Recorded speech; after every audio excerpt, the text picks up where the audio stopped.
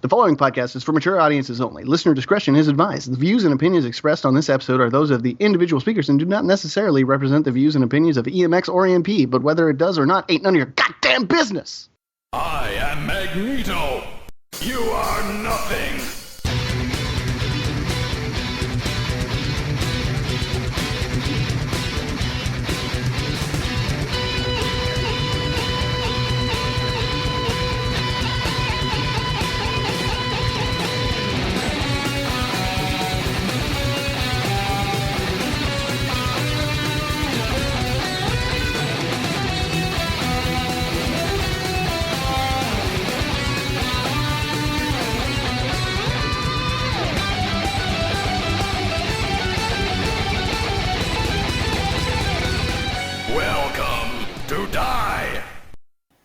This is EMX episode 142.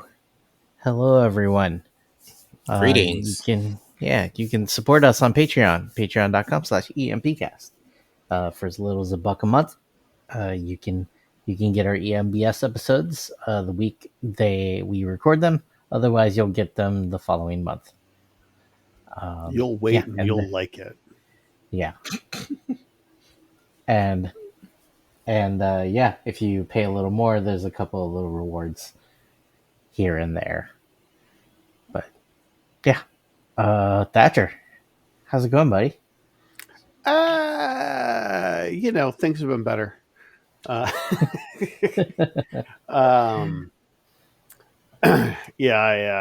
unexpectedly lost my job a couple of weeks ago, which is a polite term for getting fired. So that was weird. Like a lot of the stuff that I've been trying to do and planning out and everything for the rest of the year is it's going to need some reconfiguring. So that's yeah. But it is what it is. So yeah. I'm sorry to hear that. And it's fucking hot. Like, oh my God. Yeah. Like, I know you guys are down in Florida, but they got us with that heat dome, man. We're domed up. We are melting down here. Yeah. I can only imagine how bad it is down there. Yeah. I posted a screenshot of the weather, the weather thing, and it was 99 degrees outside.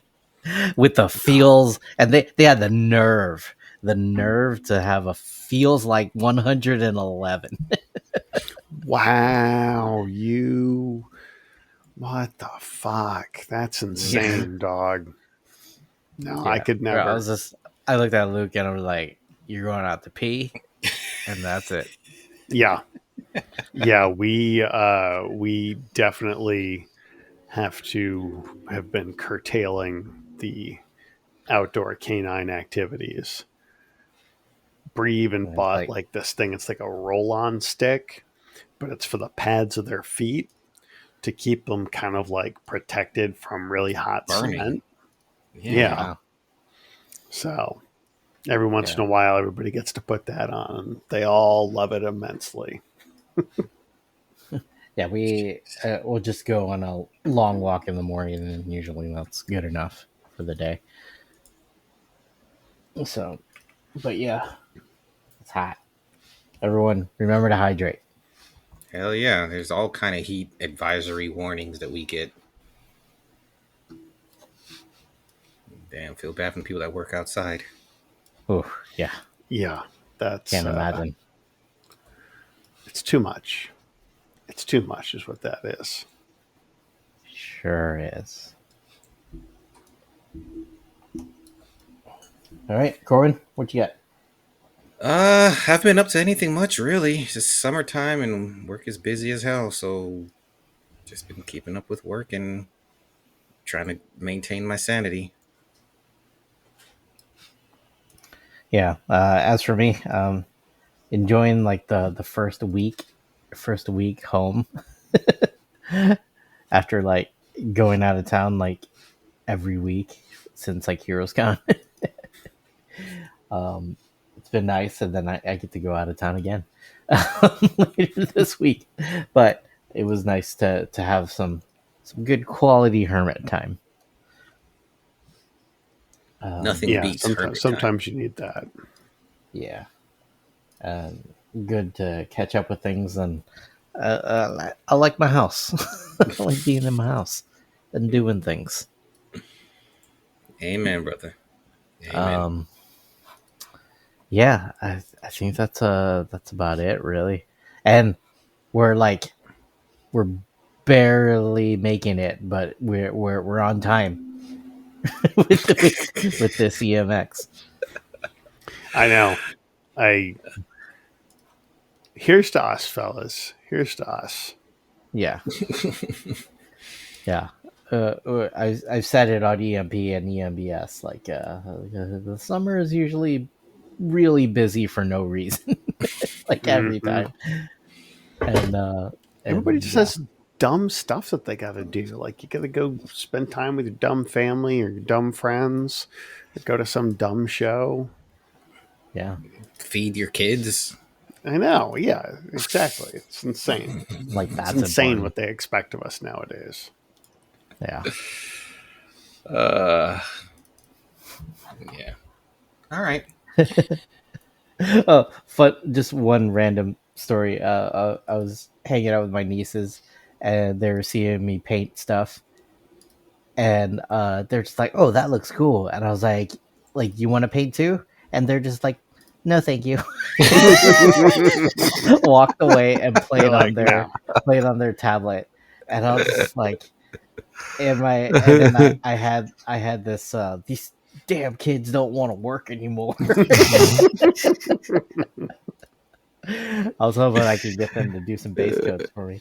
Yeah, that was a savage takedown. They're like, this work is for suckers. Yeah. They're just like, I'll leave this to the pro. And it was for them too. And then it was funny because like she came to me with her math workbook asking for help. I'm like, well. The worm has turned.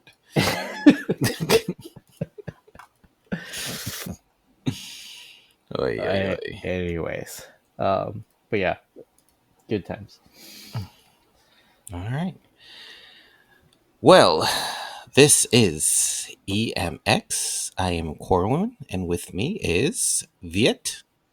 Hello. And Thatcher. Cha-ching.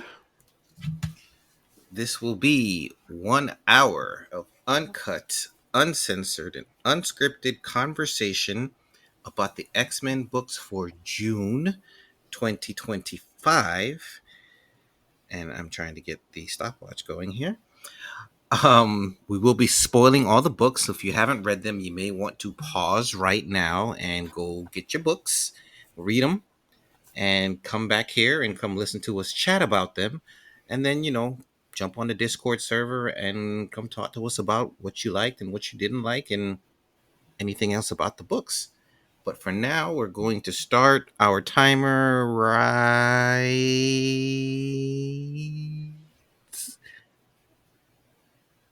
meow.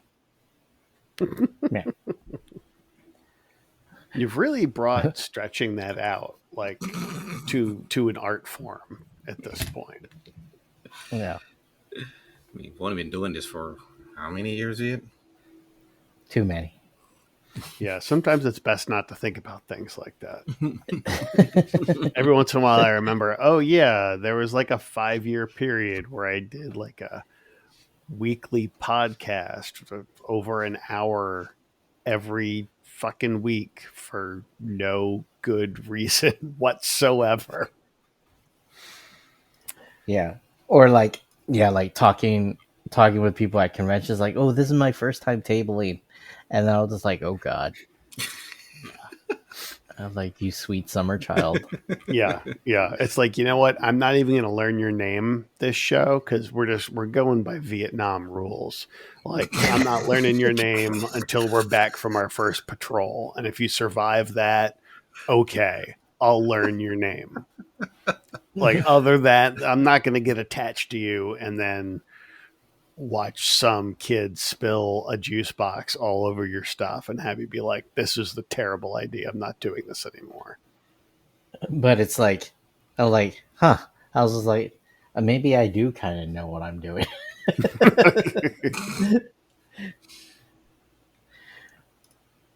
Oh my gosh. All right, we only have 17 books. I was it. going to say, I was wondering, I kept double checking the list. I'm like, could this possibly be true? It seems so little. I mean, we Well, we lost X Force and X Factor and NYX. Yeah, So gone. Some of them not soon enough, but anyway. Okay, well, I'll go ahead. I'll jump us into a perennial favorite, Exceptional X-Men, number 10, written by Eve Ewing, with art by Carmen Carnero and Frederica Mancini, colors by Nolan Woodard, letters by VC's Travis Lanham. Now, this is an interesting approach to this book, first of all, because you've kind of got like Emma Frost in her sort of like almost dead, like mental, you know, I don't really know what to call this mental state thing that she's in. You know, it's like she's kind of in Mr. Sinister's mind, but she's also kind of not. Like help me out here. What is this thing? Yeah, she's in the depths of his mind. Okay, so That's how I took I it. wasn't sure if it was more of like an established thing, but either way, so we've got stuff that takes place there, and then stuff that takes place in the real world, and that seems to be how we've split up the art duties, which I think is an interesting way to approach such a thing. At least I think that's the case. I could be wrong. That's what it looks like to me. Yeah, you might be right. But I love the dream sequence. I mean, my gosh, the Yeah, pencils. yeah. The art. Yeah, it's the dream sequence art is very sort of like it's what you would expect. It's what you'd want from a dream sequence, kind of thing. It's like yeah, super detailed and all this stuff, where it's all weird and gothy, and I Just the like facial Emma's. expressions. Yeah, Yeah. really good acting on there too. So yeah, excellent stuff, excellent stuff. And the Carmen's art, if I may be familiar, um, is no slouch either. It's just Mm-mm. like it's yeah, it works for the grounded story, but when you're doing this like weird, like Mad Hattery picnic kind of thing, it kind of works. It works better in that regard. Anyway, so all of that aside to say, Emma's in this whole sort of like mental pre-death type state thing, and Axo is like, "Hey, I'm gonna jump in there with her to help out because I'm kind of sort of have mental powers, but not really. Kind of, I guess. Who knows? Whatever. It's sort of similar, but not." And so he ends up at the weird tea party that is now being hosted by strange goblin snotty child, uh, Mr. Sinister, and yeah, and then it's just where saber tooth dogs all the way down, um, and they eventually get Emma out of her coma, and they get Axel? yeah, they get Exo, and they ended up just basically exploding Mister yeah. Sinister, which was an interesting way. I don't know if I've ever seen him exploded before, but It was pretty. And is that supposed to be Lockheed, or is that like a different kind of Lockheed in there? No, that seems to be Lockheed. Okay. Yeah, maybe a clone of Lockheed. Yeah. But Yeah, this Sinister was a clone. Yeah, I was I wasn't like I don't remember if Lockheed died back in Krakoa Age, but I don't think he did. No, he got hurt by Sebastian Shaw and was nursed back to health. Right. So like, yeah, where's he been when Kitty was all like assassin? So like, I don't know what he's been doing since the fall of X. Yeah. So yeah, it might be Lockheed. Like actually be Lockheed. For some reason, you know what it was? For some reason, the forelegs, like in that picture, like I don't know, like maybe it's because he's like drawn scalier than normal. Mm-hmm. I don't know. Like I always like I guess I have a much more Alan Davis Lockheed in my mind, who's a very sort of smooth, And he had a non-scaly. bigger head, like or like a bigger, I guess, Yeah. snout. But yeah, I think Lockheed's been drawn like this before though, like in Marauders. I want to say The good run or the bad run? the good run. We don't talk about the other one. I think that they've done justice in establishing these kids and their personalities. This trio that they have here, well fleshed out, and you can tell which actions of theirs is believable from which isn't. So I realized with this issue that we got a good handle on them.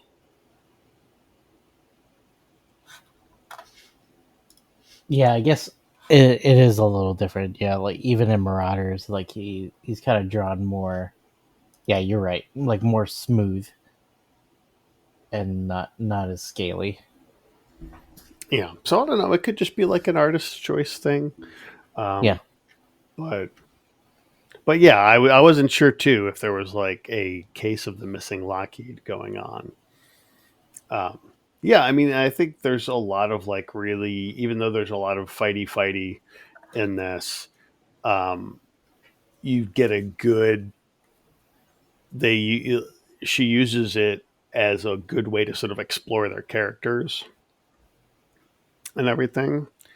Kind of like see those relationships and all that stuff develop. So Yeah. it's neat. Yeah. Good Good storytelling. This book is fun. I like it a lot. Yeah. Yeah.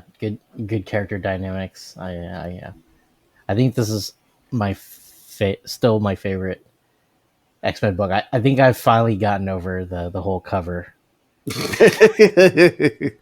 That's what was holding you back the whole time? Huh? I said, that's what was holding you back the whole time? I mean, I was still kind of petty about it, like the last month or the last month or two. I'm just like, that's still fucking up. Mm-hmm. But I think it took me like a good 2-3 months, and I'm just like, okay, I think I'm over it now. Yeah. And Now next issue we get Ironheart, unless they have her on the cover and she's only going to show up like on the last page, and they're like, "Hey, who's this weird armored figure?" I guess we'll never know. I mean, it could be that we could just be back at the beginning of another cycle. We don't know. Here we go. I'm just saying, like, Trinity was like, "Oh, they're like, hey, Ironheart's going to be in this," and I'm like, "Is she? No. Are we sure?" Yeah. Okay. It'll just be like, like this random black girl, and you're just like, they're like, "Oh, I can't believe you wonder missed her." who this could be. And we get to meet Eleanor this issue. Oh. Everybody has their Eleanor. Yeah, that was really cute. All right. We got a lot of books, so let's see what I want to touch on. I will jump to Deadpool / Wolverine #6, written by, where's the page? Benjamin Percy. Art I don't have by, that one. Yeah, I don't have that on the list, but that's fine. oh, You go and talk about it. okay. I didn't read it. But Robert Gill, Guru EFX, Joe Sabino. Um, we get a pretty big revelation last issue that I thought was pretty awesome. That this version of Strife is actually Apocalypse, who's taken over his body to come back in time and, of course, change the world. I didn't expect it. It was really kind of like, oh, wow, because of course, with Strife being a clone, his body should not be able to hold Apocalypse, or even, him be able to use that body for an extended period of time. But this book just gets weirder and weirder and crazier and crazier. I mean, we've got a Nick Fury LMD. You've got Maverick. I mean, Benjamin Percy's just having fun with this book.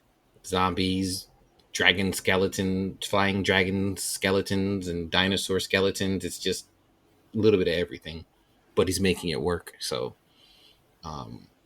yeah, loving it a lot. yeah, I trust Benjamin Percy with Wolverine. Yeah, I was gonna say, like, that just sounds like the old school X-Force Dream Team. Yeah, got Maverick, Percy and Gill, man. so worth checking out. Nice, Yeah. nice. I'm gonna go with Magik #6. Love the cover. Yeah, no more J. Scott Campbell covers. Yeah, #6, Magik #6, written by Ashley Allen, art by Jesus Hervas, colors by Arthur Hesley, and letters by Ariana Mayer. And yeah, this is we get Goblin Queen and Magik coming in to kind of check on how she's doing as a leader. That there is actually some things happening in Storm that we'll talk about once we talk about Storm. But there's like a faction of a rebellion faction in Limbo, and I really enjoyed this book. Getting Magik like past, this is a new storyline from the whole thing with what was that demon that she was fighting before? What was that demon? Liminal. That was. Oh, right. Yeah. So this is a brand new storyline, and yeah, there's like, really good dynamics between Goblin Queen and Magik, and the art was pretty great. Yeah, it was good to see. This was a lot of fun. It was solid. I hope that in some ways, even if it's little connections, that like we see like other books kind of pick up on a few little things here or there. Like you said, Limbo kind of plays a little bit into the Storm book, so maybe we might see a little bit of that in here, even if it's background. It doesn't have to be front and center. Yeah. I mean, even Hellverine, they could drag it in some kind of way if they really wanted to. Yeah. I wouldn't be mad at that. I mean, we get good range of genres with the books. That's the most important thing. It's just a little bit of everything different. Agreed. But demons forging their own weapons, their own soul swords. Okay. It was different. Didn't expect it. It was a nice touch. Yeah. Yeah, I was And just now like, there's the what Wraith Sword. Yeah. And then I'm just like, what are they gonna do with this book? And then I'm just like, this is like, okay, all right, I'm down for it. And she names it a wrath sword, so she has a new blade. Yes. All right, Thatcher. Back to you. Oh, back to me. Back to me. Okay. Let's see here. I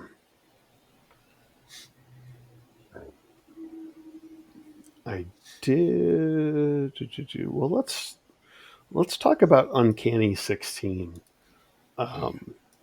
Although, I mean, first of all, Uncanny 16 by Gail Simone and art by David Marquez and Luciano Vecchio. Colors by Matt Wilson and letters by Clayton Cowles, who I think just won an Eisner this past weekend for best lettering. So, Yeah. congratulations, buddy.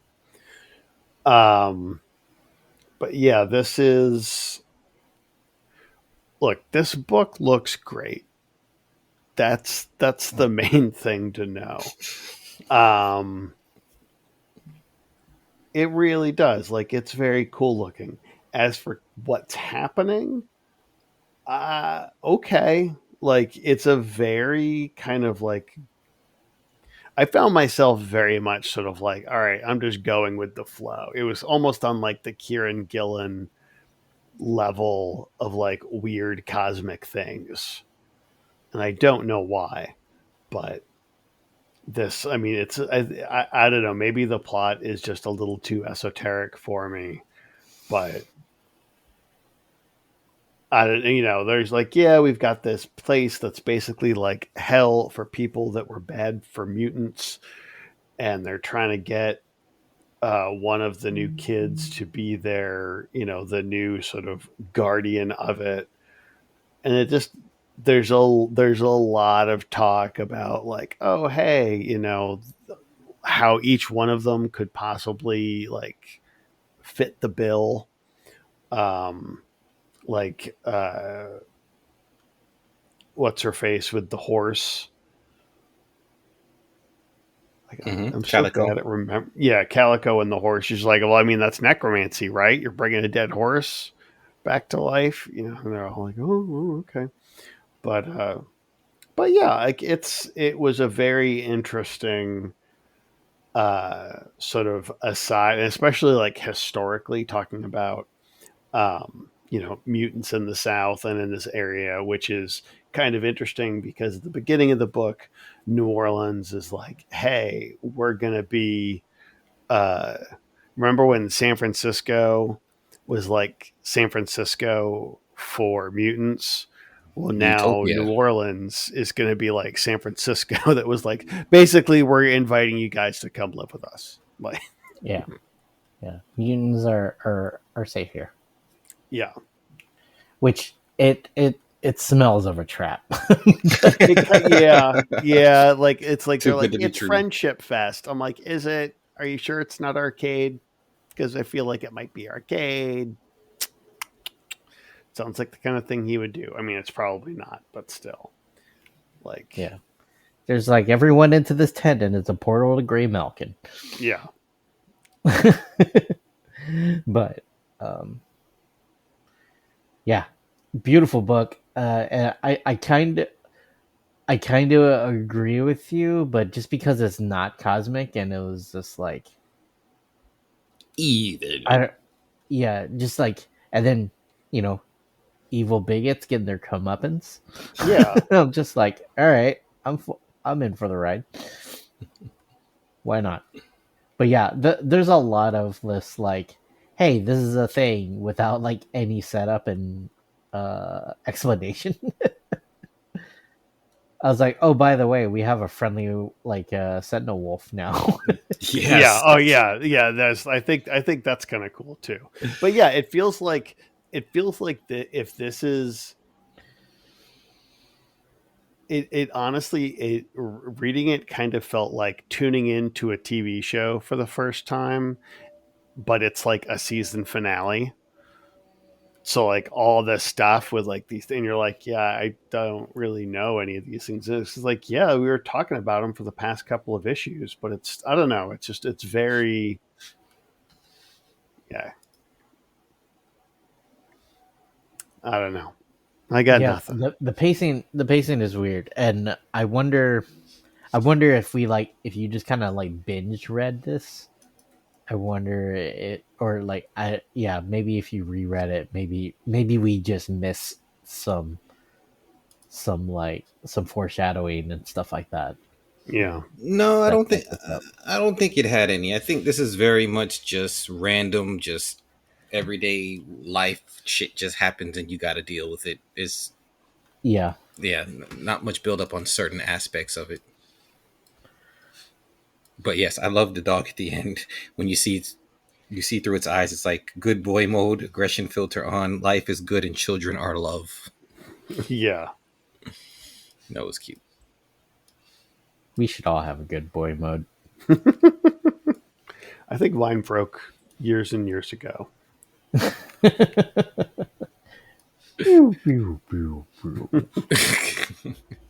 No, this is I mean, this is still up there with one of my favorite of the bunch. Oh yeah, The for sure. The art is definitely the standout. I like the kids.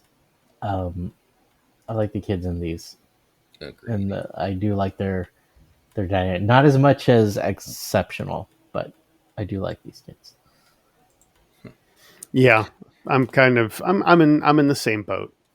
So it's like they're cool. I'm good with them, but I don't know, those Chicago kids. Just dig them a little bit more. What can I say? Mm-hmm. All right, my turn, right? Yep. I am going to pick Laura Kinney, Wolverine, issue 7, aka Legacy numbering 75. Erica Schultz writing, Giada Belviso on art, Rachel Rosenberg on colors, Corey Petit on letters. So this book has been up and down for me. Coming into this story, it was really interesting to see her living this Pleasantville life of getting, everything she wanted when it came to the family and her sister, and Julian here proposing to her. And then it kind of hits her that it's all not real. I think the art sometimes is a little flat for me. Not always loving the art, and I don't want to say the story's inconsistent, but some story arcs are much better than others. I think I guess inconsistent is the best word for it. There's some high ups and there's just some so-so, but I'm hoping this book finds its middle ground and keeps coasting evenly because it's either good or not so good for me. She did use her foot claws though, so therefore, it was a pretty fun book.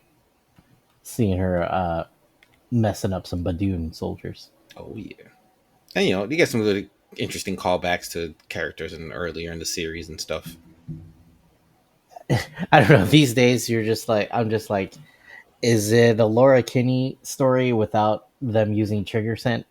Then I'm okay with it. Well, then the She overcame that a while ago, thankfully. But that's what I mean. Like they keep trying to bring that back, and so far she hasn't. Stop trying to make trigger sense happen. Yeah. Yeah. I think it was a solid book, but yeah, I agree that the art was a little spotty at certain points. Yeah, I mean, this book is kind of on the bottom of my read pile sometimes. It hasn't been just making me want to read it, blowing me away. Agreed. Thatcher, you have anything? I missed this one, but Okay. Flipping through it, yeah, I can definitely see what you guys are saying about the art. It's just one of those things where I don't know. I don't want to be mean. Um, so I worry, but it's like not everything needs to have like a monthly, Hmm. or like you can kind of like space it out a little bit because like you end up kind of with stories like this where it's like, oh, okay, like we had to put out 3 more issues of Laura Kinney. Um, it's like you don't have to. You can just not. I mean, it's not great for any of the people that worked on the book, obviously, but I don't know. It just, It's not great. It's just good. yeah, And when you have so many damn X books in a month, we need a lot more greats than just good for the amount of money we put up for keeping up with this family of books. yeah. But well, I mean, I think they're always, unfortunately, they're always going to see it the opposite. You know, they want more quality, more books, and anything that's going to keep them sort of like at the top of the sales charts. Yep. Like that's bottom line at this point.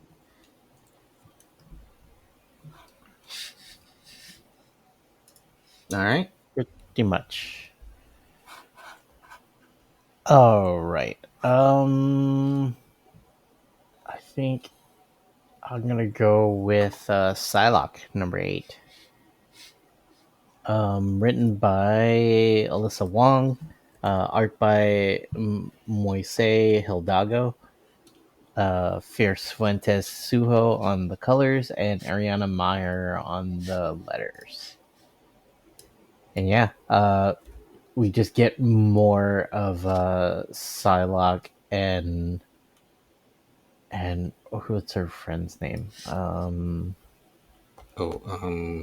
I Uh, keep going. I'll it get starts with M. Um, Oh, yeah, Mitsui. Mitsui. Mits. I want to say Mitzi, but that's not it. Yeah, all of a sudden, I can't. Mitsuki.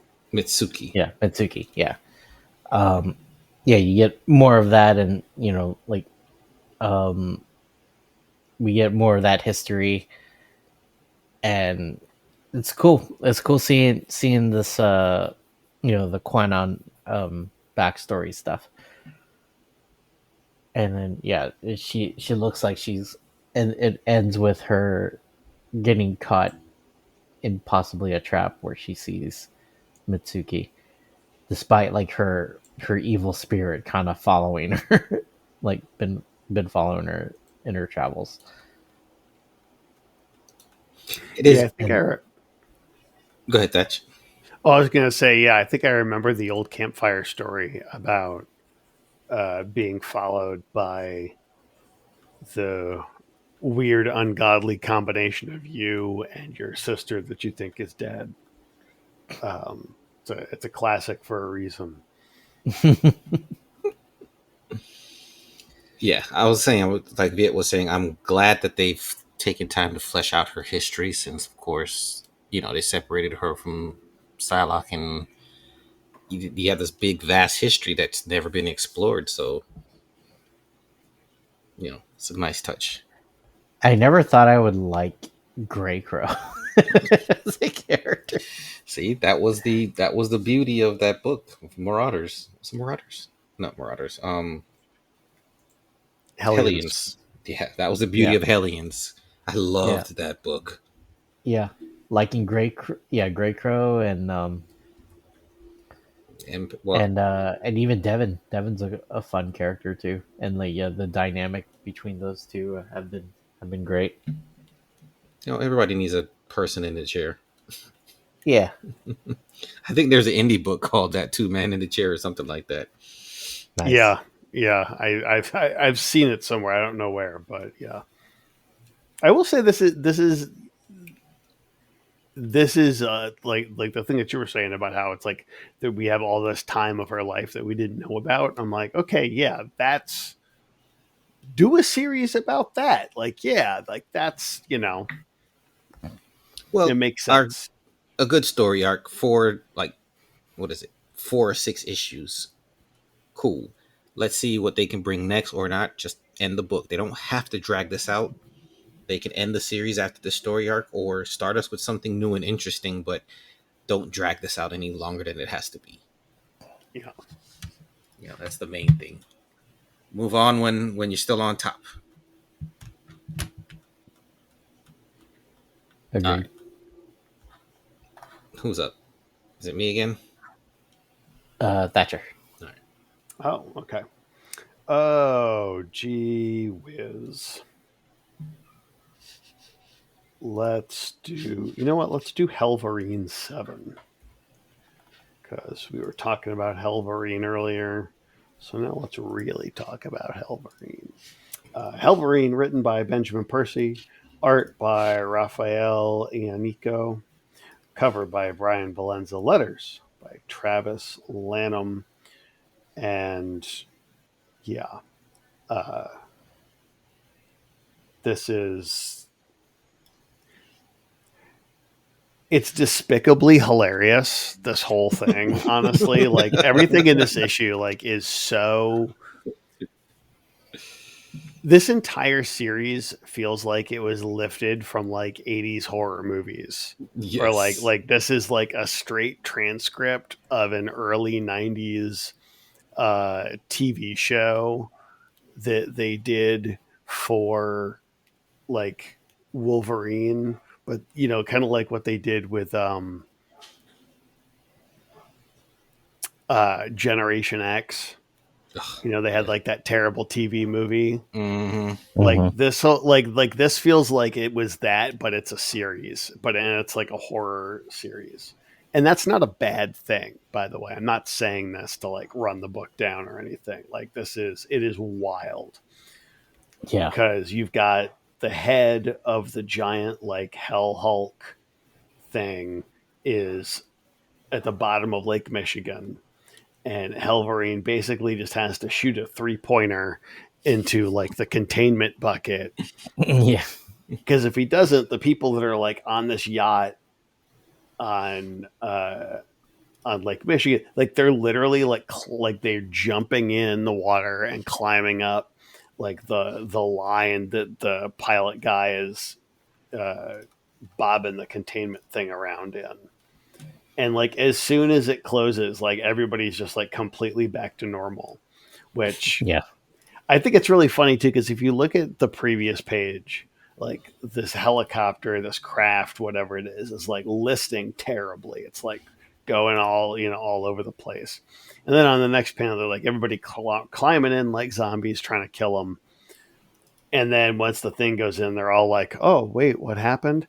Can you imagine, like, you last thing you remember, you were on a party cruise, and then now you're like a couple hundred feet up in the air, like in a thing with like that's nuts.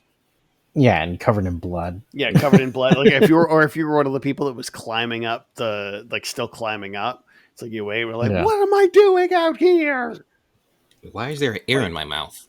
Yeah, exactly.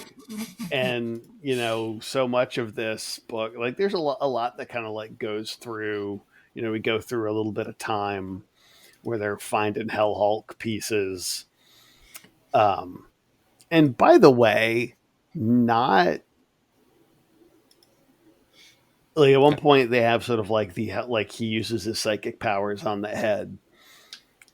And it's like a whole like soap opera thing. It's like, wait a second. So the Hell Hulk, yeah, like the way that they like have their like memories merging or whatever, it's crazy.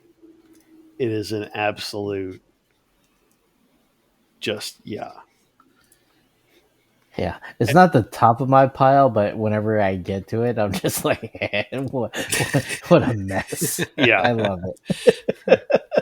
And my favorite thing about it too is at the end. So at the end of the thing, he's passes out because his encounter with Hell Hulk head.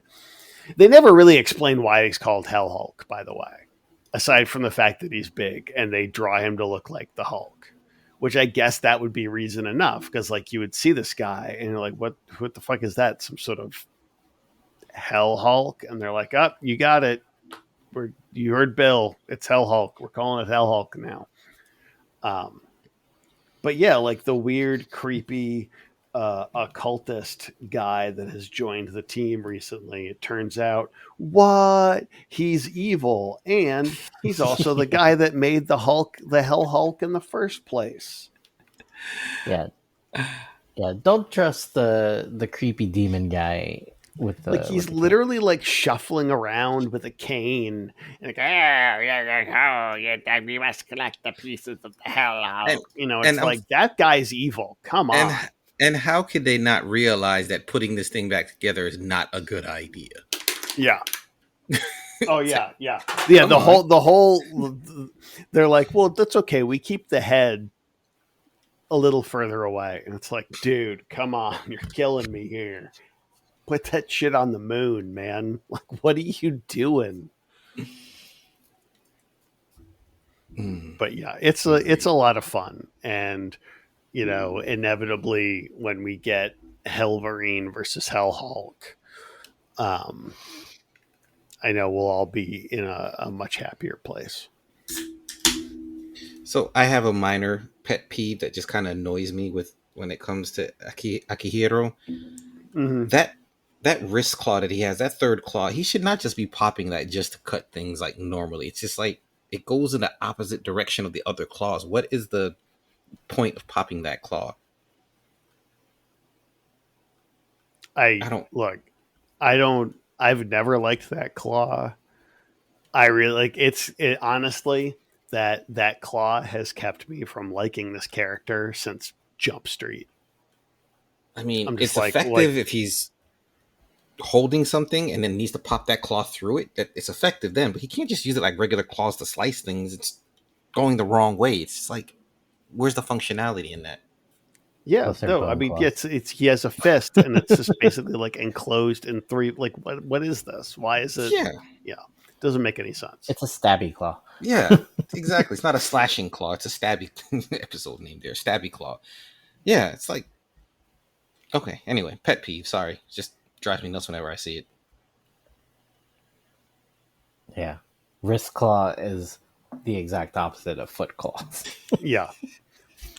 If in my opinion, this is what they should do. They should use this opportunity to somehow get rid of the wrist claw and make it more of like a Hellverine type thing. Like maybe it shoots fire, like, no, I mean, it's effective because people wouldn't expect it. It's one of those things that it's just like, oh, it's like Laura's foot claw that people seem to forget about sometimes. Him having it there is like a nice little secret that, it can come in handy when he's grabbing something and needs that, surprise attack. I guess. I'm just like, yeah, it's just a weird 3-hole puncher. They only did that. So it was like, okay, so this is so it's not Logan. Yeah. Yeah. I think the Mohawk gotta have a unique... Then again, they could have just gave him 2 claws and that would have been fine. He didn't need to have 3. Yeah. Hell, Gabby has 1. But yes, enjoying this book. Definitely. It's creepy. The art suits it as well. Yeah. Yeah, when you talk about like, oh, we have a lot of like different genres, here you go. Mm-hmm. Yeah, exactly. Agreed. All right, Corwin. Got 10, 15 minutes. Oh, 15 minutes. Plenty of time. All right. So I guess I can be the one to tackle these giant-sized books, ? Okay. So we have, which one is first? Giant-sized Dark Phoenix. As well as giant-sized Age of Apocalypse. Now, all right. Well, let's get to the writers. We got Jackson Lanzing and Colin Kelly writing, Rod Rice on the art. The backup is written by Steve Fox with Lucas Wernick on art. Clayton Cowles on letters. So they've teased Kamala Khan being in the past, and now we kind of come full. Too far from the mic, sorry. And now we kind of come full circle on it.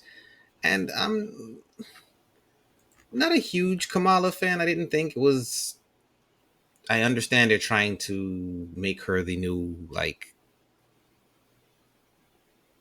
I guess Miles. She kind of was already kind of the new Peter Parker of a new generation, but now they're sticking her in the X books with this mutant thing and trying to bring her mutant metaphor to the front. But I'm liking the story. It's interesting how they're pulling this off, and we'll see how it breaks the timeline or not. But if it wasn't for Legion, his character here, I don't think I would really like this story. I think I'm more here for Legion and what's going on with him than I am for Kamala getting comfortable with her mutancy. Yeah, Yeah. I don't. I'm like, again, I hate to say it, but these definitely fall into the why do these exist category of books. You know, I mean, it's like, yeah, they exist so that they can, you know, have comic Kamala be part mutant like MCU Kamala and have a power similar to MCU Kamala. There you go. Yeah. It's weird to make it a time travel story though. But Yeah, not like I don't understand. Yeah, it's I feel like we could have been better off like with the more NYX books. um but or like it doesn't yeah. like it seems like all the stuff that's been going on through here, like it doesn't.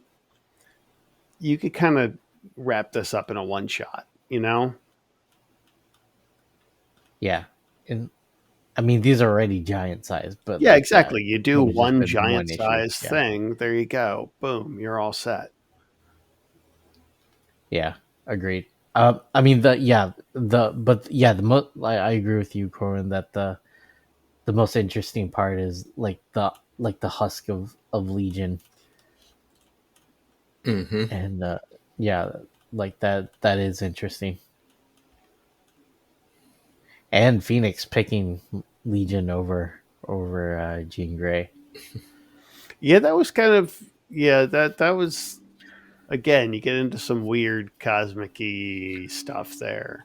Yeah, Because you get timey some wimey yeah, stuff, because of the right? whole like Because you're he's dead and he's in the white hot room, but it's like you're time traveling. You could theoretically go see him. You know? Like but I get it. Like you want it's yeah. Art is gorgeous, of course. I mean, Rod Rice has always been yeah. excellent. All right. Backup story. Which one is this? Because I found one of these backup stories to be completely. Oh, it's this one. Yeah. These big, huge revelations are supposed to be going on in these backup stories. Last issue, okay, cool. I enjoyed it. It's like, oh, okay, we have a new player on the board from, Xavier's past of recruiting somebody who's able to copy and amplify powers. Okay, cool. She shunted Xavier and she's out there. She'll be coming back, of course. So I'm thinking, okay, we're going to be building up with maybe new characters and different things. This is just more of a testament between Scott and Jean, which we already know it's there. I don't think it added anything new to their relationship. Yeah, we get it. You love each other. I'm definitely more of an Emma Scott fan myself, but I guess I'm in the minority there.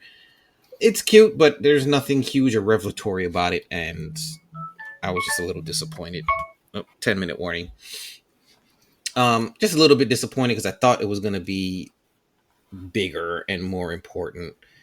The Age of Apocalypse story arc, which is Jackson Lanzing, Colin Kelly writing, Cia Fila, Rafael Lorero on art, Edgar Delgado on colors, and Clayton Cowles on letters. Backup story written by Jeff Lowe with Simone DiMeo and Richard Starkings and Comic Craft on the letters for that one. I think I was looking forward to this more than the rest because I love the Age of Apocalypse and I was really kind of curious with what other twists they can try to put on it. We've come back here, at least 2 or 3 times already? Mhm. There was even a monthly Age of Apocalypse book, which was kind of further future down the line of that story arc. But this here was just okay. They made it a darker twist to it. We get to see what Kamala was in this universe, and then literally Apocalypse being able to take down everybody was completely different than what we were used to. So Yeah, that was pretty gnarly seeing all that. yeah, it was different. So I was like, okay, cool. They played it up, and of course, Kamala saves the day by interacting with the M-Cron crystal, or however you pronounce it. It was okay. This was better than the last issue for sure, because we get to see more of this Age Agreed. of Apocalypse. It's a bigger scope compared to the Dark Phoenix saga. Now, this backup story I think is better, but I don't get where they were going with it. I wasn't sure what the point was, but of course, it tells you at the end, to be continued, X-Men of Apocalypse Alpha #1. So this story arc will be continuing, which just from the art alone, man, this art is beautiful, and you can definitely tell he's inspired by Joe Madureira. His art style is just gorgeous, and the colors too. So kudos for that. Yeah, and Jeff Loeb is very hit or miss, right? Agreed. I mean, Agreed. so I'm just like, What, you don't I mean- like H? You don't like H2? H2 is, him and Jim Lee finally re-teaming on Batman. Yeah, I've but been then waiting for H2 for so long. but then now there's like a 6-month gap between the story arcs now. They're taking a break. I'm being sarcastic. It's I know, but at least with the first Hush, they finished it all like damn near. Yeah, because it was part. It was part of a monthly book. They should have just been like, we're gonna make this on its own miniseries. Yeah, because it's a monthly book. Right? Because they're tacking it on to the end of this run of Batman, and like we've got fucking Matt Fraction's Batman #1 just sitting there. Well, give us that. That's the sad part. They're going to give us that, and then they're going to pick back up the story again. So we don't know if it's going to. I doubt they're going to put it in the numbering again. So are they going to continue the old numbering? Are they going to make it a mini series for the second half? It's kind of like they'll probably just keep the numbering and just keep being like, it's 163, it's 164. Mm-hmm. Yeah, but it didn't need to be that way. All right, running out of time. Jeff Loeb was in the original. Yep. Yeah. Yep. Okay. X-Men, Cable, X-Force. Hit or miss. Yeah. All right. We're running out of time. Nobody wants to touch the big books. No Storm, no adjectiveless X-Men. 5 minutes. Yeah, I guess I think it's my turn. Oh yeah, I'll do adjectiveless X-Men. Written by Jed MacKay. This is 17 and 18. Jed MacKay, Ryan Stegman, GP Mayer, Ryan Stegman, and Livesay, and colors by Fierce Fuentos Suho. Yeah, I kind of don't care about these like quote unquote X-Men villains. But if anything, like the Robin, we get the name of the twin, and it's Robin, but it kind of all ends with them just kind of teleporting away, and I'm just like, okay, well, what now? You didn't like the kaiju battle between Magneto and? Yeah, that was cool. Yeah, I mean, this was like, I think it was I flew through the book, and it was good. It was pretty good. I don't get the whole recruiting Beast thing. Everything about that part was weird as hell. Why? Why they just want the Dark Beast? No, I get it, but I don't understand why like this dude just rolls up on Beast in the factory and he's like, "Hey, what's up?" And Beast's like, "Oh, Jesus fucking Christ, you're not even supposed to be here. I should fight you." And then just proceeds to not fight him while this guy is like, "Yeah, you know." And basically, like, it was weird. It's like he was scared of him, which just didn't make any sense to me. Yeah. One, he was scared of him, and then but he's supposed to also know what he's about, and question like turning and being on their side, right? Like what? It's weird. That whole segment was weird. Everything else was good. I mean, Like great fights, and Cyclops being his badass leader self, and that was good. And yeah, I thought it was interesting that that we had two books on here to go, because honestly, I feel like the about as much happened across these two books as completely happened in just one issue of these other ones. If that makes any sense. I mean, there's a lot of fighty, Yeah. a lot of fighty. Um, I think that they're going with the like Last Temptation of Hank McCoy here, where they're just trying Yeah. to tease and possibly tempt him back into the dark sciences that he was doing, um, getting him back on that path. Because of course they mentioned something about the path that he's already on. I don't mind that. I like it. I like the fact that we finally get the whole 3K kind of explained, and we know who all the members are, including what looks to be a jacked up clone of Xavier. Yeah, I don't know what's up with that guy. Yeah, so I'm interested Yeah. in that. Astra we know about from way back when. I mean, her thing is she's infatuated with Magneto and cloning him. So Army of Joseph. yeah, yeah.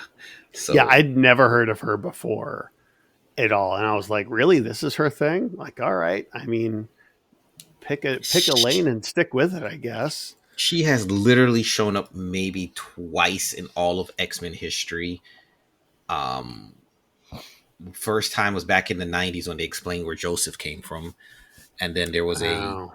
a Magneto miniseries, I think during Regenesis era, where she came back again and Joseph. So, but I mean, you got her, you got this Xavier, you got Cassandra Nova, and I guess Wire. So you've got this little conclave of bad guys who kind of interested to see what their take is. They're trying to make more mutants. They're trying to turn everybody into mutants, which is the story plot from the first X-Men movie. But have we learned nothing since then? but I like how Jed's putting all this together. Twins, the twin with the meat manipulation powers, Magneto with the kaiju. They just take this in very unexpected places. Like I didn't even expect this 3K X-Men to show up. So it's like, it's like surprise. Give you things you don't even know that you wanted. Yeah. I wish It we is had definitely the slam bang shooty yes. X-Men book. I wish we would have had one consistent artist through the whole book, though. The art team is definitely not bad. Yeah, what issue was it that the? Yeah, I was gonna say the art on 18. It's not great. It's not terrible, but it's not Stegman. You can't go from Stegman to this person in the same story arc. It's like, even when you read it as a collection, it's just going to be very choppy. You know what's weird? The artist was Emilio Liso. Mm-hmm. You know what's weird? Like almost all of the main X-Men books had multiple artists this month. Mm. Like if you take the two X-Men issues, like say that's like one thing, right? But then, Exceptional, two artists, Uncanny Had two artists. Two artists. Yeah. Interesting. Either they're falling behind or like that's whenever I see them like do something, I'm like, yeah, no, they like I'm sure the Uncanny, like that dude, again, remarkable artist, was probably spending all of their time doing those pages, and then they're like, we got to do those first 3 or 4 pages and that one last page too, right? You're not going to get it in on time, are you? No, all right, call the other guy. or The something other guy. or something change course. Maybe they change course with some story art, and they have to, change things in rush now to get it out. I don't know.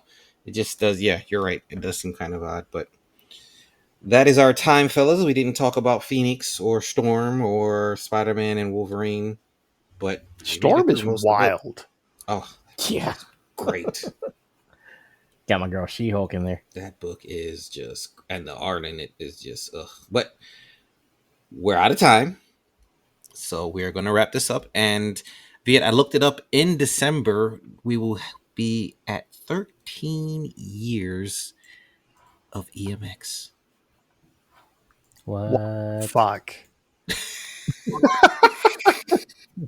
I mean, I was making fun of myself for doing. I mean, granted, it was a weekly podcast, and you guys don't do this weekly.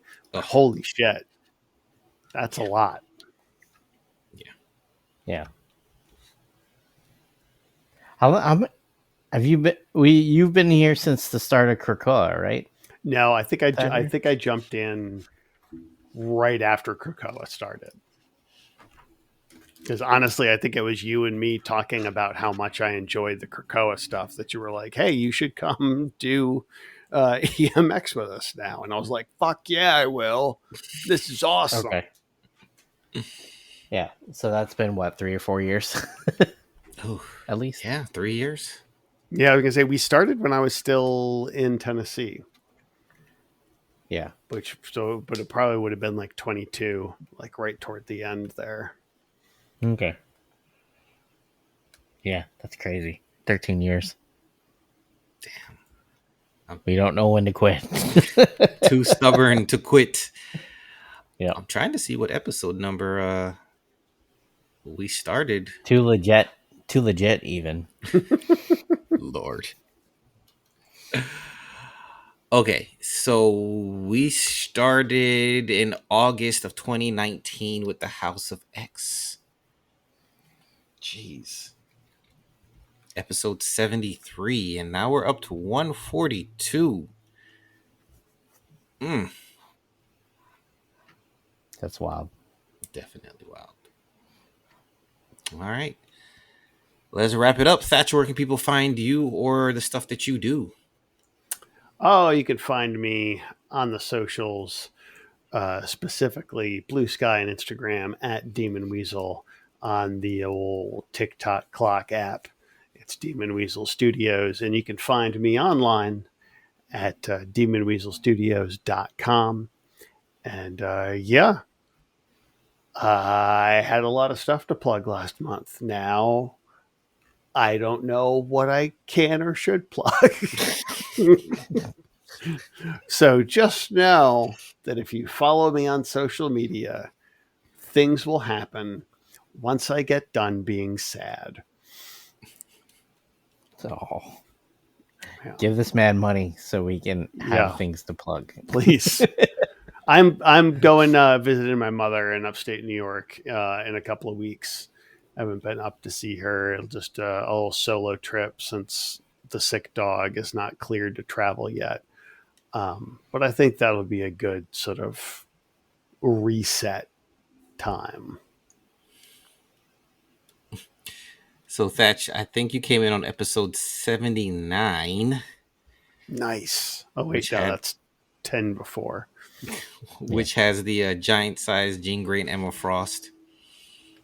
But I'm laughing because episode 78 is called Where a Sheep Get Beat, which I think was a fantastic title for it.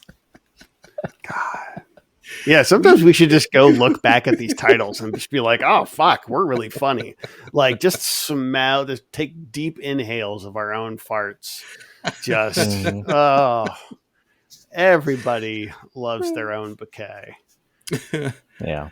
I'm telling you, when to clone. Yeah. Good old Wendy clone. Mhm.